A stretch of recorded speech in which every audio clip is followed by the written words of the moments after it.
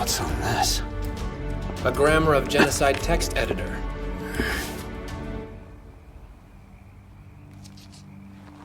For once you made it before it was too late, Mr. Assassin. I've only just gotten started sowing the seeds of discord here. That pistol's an antique Browning. No fingerprint ID lock.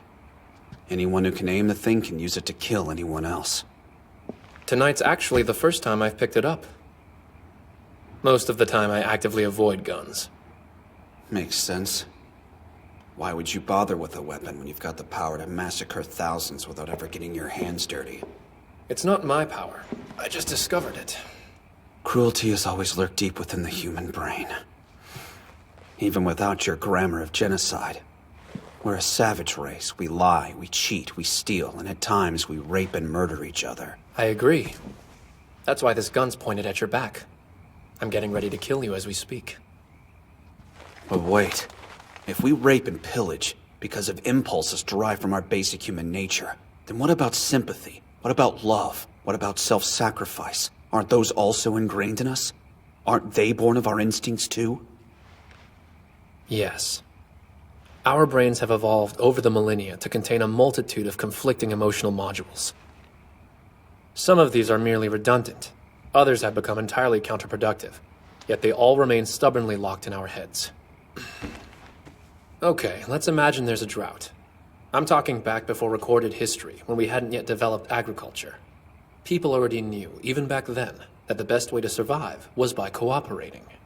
They realized it was better in the long run than trying to compete and scrape by on their own. That's adaptive behavior, right? Correct. But now let's say another drought hit that was sudden and unexpected. Only this time the community is larger and there's not enough food to go around. So what? Does that entire community of people now have to perish, just for the sake of altruism? So the grammar of genocide, that was humanity's way of adapting to food shortages? That's right. It's a vestigial module, an ancient artifact from a time when our species couldn't regulate its food supply.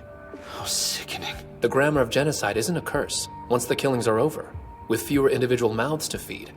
Supplies stabilize. The group's will to be tolerant of such actions, and collectively mask their consciences. Those are survival advantages, not the contrary. How does that justify you going from one third world country to another killing people? I've listened to you drone on, but you still haven't said why you're doing this. Is it to prove that humans are basically evil? It's because of me! You were in bed with me when Sarajevo disappeared. You couldn't forgive yourself for betraying your family. Lucia. That's why you had to force yourself to believe. To convince yourself that betrayal and violence are human nature. You've had to keep proving how dark and twisted people can be. To distract yourself from your own sin. No, Lucia. I'm afraid you're wrong. My motivations are not what you think they are. I haven't done this to try and prove anything. Then why? On the one hand, I found an ancient function of the human brain. Yet at the same time, I know that love is just as powerful. Much stronger, in fact, than hate. The instinct to love is a basic biological function of mankind, the same as any other. I may have discovered a genocidal organ, but that hasn't shaken my faith in humanity, or how it's fundamentally good. So if you're not killing out of guilt, not out of despair, then what is the reason?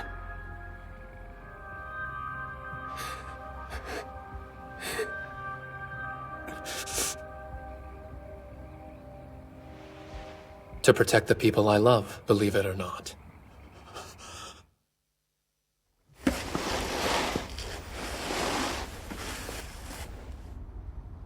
When I lost my wife and child in the nuclear blast, I made a decision.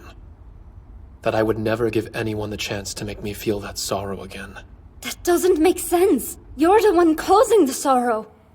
You've led so many people to death. Half the world is nothing but sorrow. That's true. However, it's a sorrow people are choosing not to notice. People see only what they want to see. People don't care about the tragedies that happen elsewhere in the world. Pathetic, I know, but that's my world and yours. We go get Starbucks, shop at Amazon, and live our lives mostly in ignorance. It's a depraved world that's decadent, shallow, and wasteful.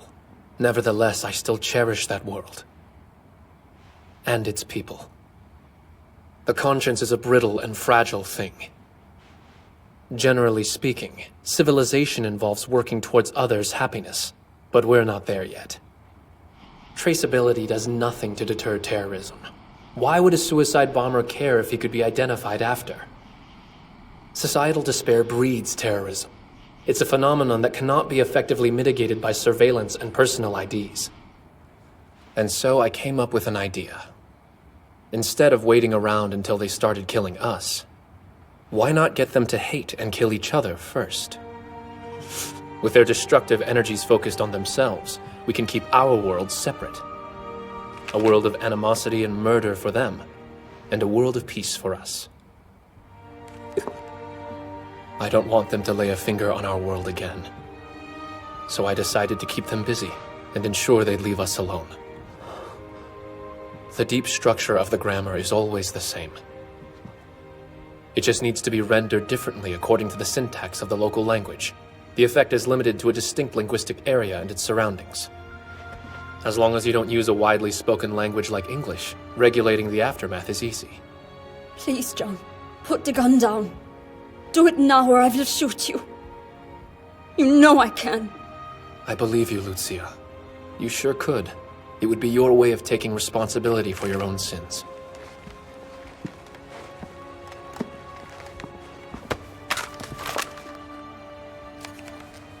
Mr. Bishop, would you be kind enough to tell me your real name? Captain Clavi Shepard, Special Forces. Captain Shepard, please arrest this man. Take him back to America and put him on trial. People need to know. It's their responsibility to know. They must accept the burdens that go along with the freedom of choice. Maybe the jury will laugh the case out of court. But if we killed him before anyone learned the truth, we would be ignoring those who died all over again. And that would be wholly unconscionable. Lucia.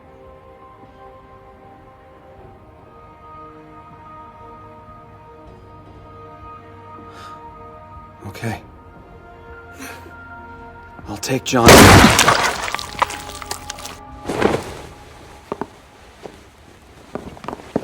Lucia?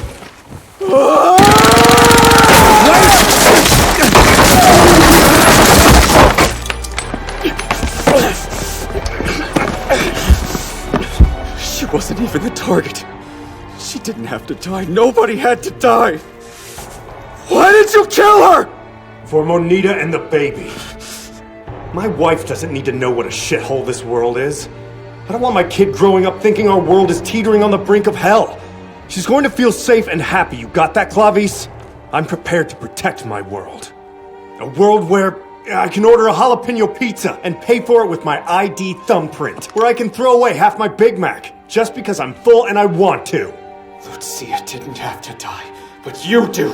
Right here and now.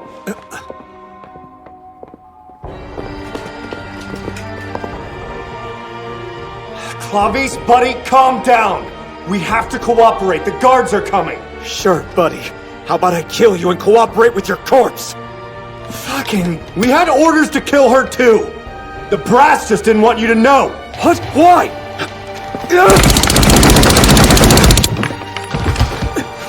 Dude, stop and think about it. The people want security. It's not just the government and the corporations. What do you think you're gonna do, Clavis? Dismantle everything they built?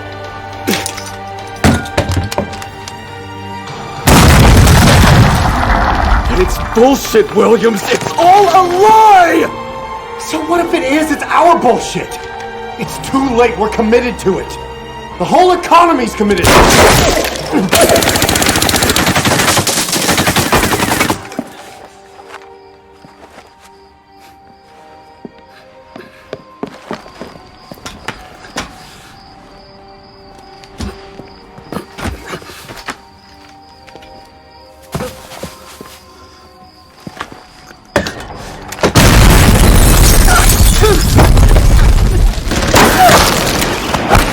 Time to run.